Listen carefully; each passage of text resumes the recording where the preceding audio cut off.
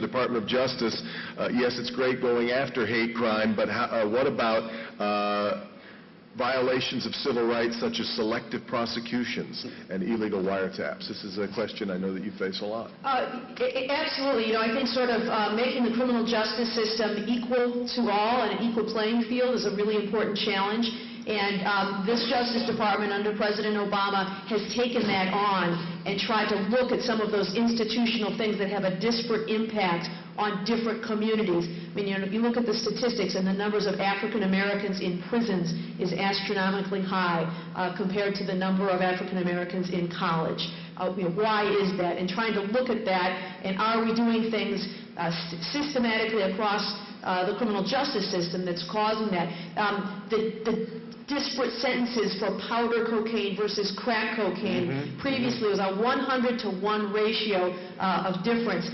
We've made some strides, but we're not all the way there yet. It's come way down, but it's still 18-to-1. Yeah. So working on some of those kinds of issues, but certainly that's an important thing so that all members of our community have trust in the Justice Department and in our criminal justice system is a very important thing. Attorney General Eric Holder has said, my work is not done until I can go down every street in America and salute all the people who are sitting on the front porch, and the people on the front porch salute back. Yeah.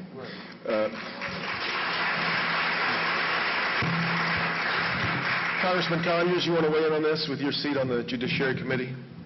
Well, yes, because many of the policies, including the ones that was mentioned in the question, get formed first by the Department of Justice itself, which sets the policy for the U.S. attorneys in the districts across the country. And that policy is made in coordination with the Judiciary Committee. And it just so happens that Eric Holder is coming before my committee next week. And so I wanted to make this proposal, if I could, Mr. Moderator. The Department of Justice, I wouldn't say right, but this would be a great thing, Reverend Anthony, for many of these young people here, and that will run the Attorney General, Eric Holder, Department of Justice, Washington, D.C. And we need to be in contact with him directly. I get the opportunity quite frequently. And while I'm at it, I ought to add that also next week I will be meeting at 1600 Pennsylvania with the President of the United States. And that comes from the great support I've enjoyed in my district over these numbers of years. But I would like to be able to take to President Barack Obama any of the comments, not only of people that are here today and will be with us tomorrow, but anywhere in the 14th Congressional District. I want to take those to him and give them to him directly for his staff to understand what we're thinking and working toward in terms of making this a better country.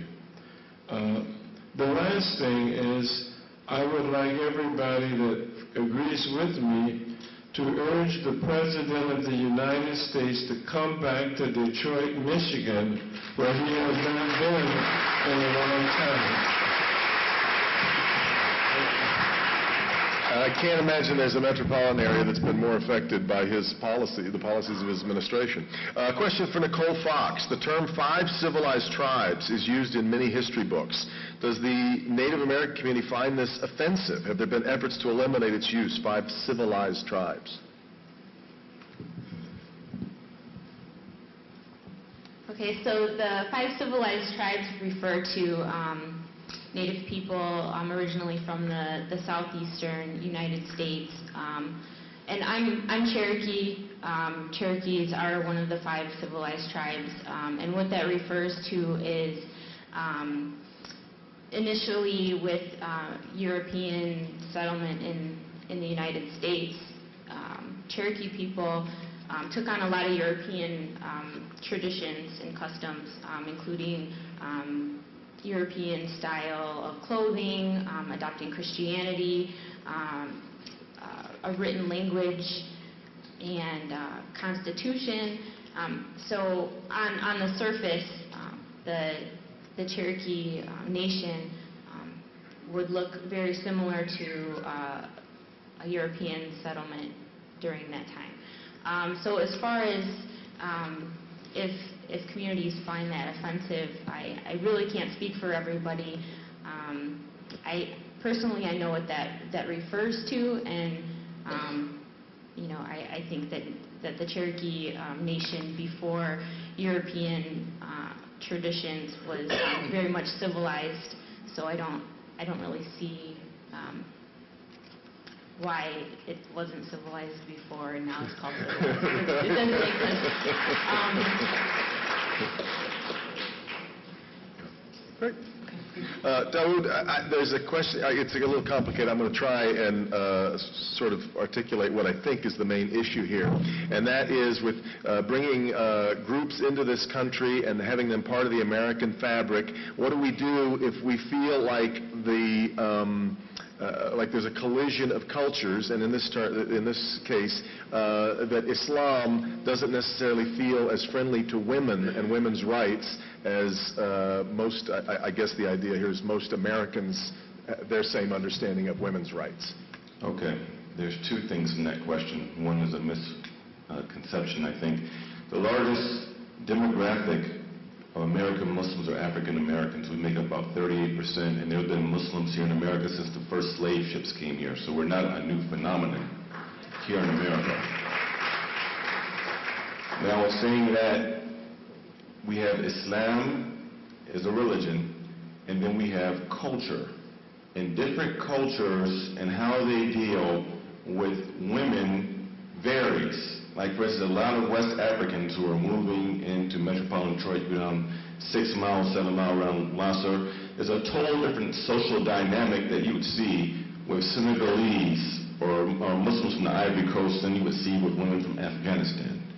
I think there's a bigger problem, a worldwide problem, in the world in terms of women not being totally liberated anywhere. To this day in this country, a woman in the United States of America, on average, with the same educational background as a man, is not making the same wage as a male. This is still going on in America. So I would say that in terms of Islam and women's liberation, let's not confuse culture with religion. Another point, the 3 most populous Muslim countries in the world have had female heads of state. We haven't had one here yet. Indonesia is the world's largest population of Muslims. They had a female head of state recently, President McQuade.